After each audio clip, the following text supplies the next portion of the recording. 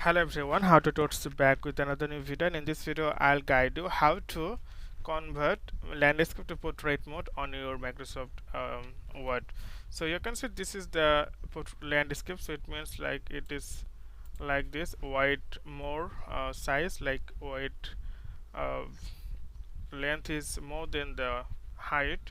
So how can you make it portrait? So by default you get portrait on your Microsoft Word. So what you need to do, you need to click here layout, and after that click here the corner page setup, and you can see it's landscape mode, so you need to click here portrait mode and keep it normal and this way, and you have to select the whole document and click the OK. So now you can see it's the portrait page, or you can make the landscape mode the same process you have to follow, and a whole document and click. So this way you can try and make the landscape or portrait page on your Microsoft Word. So okay friends, today's no man, see you in the next video.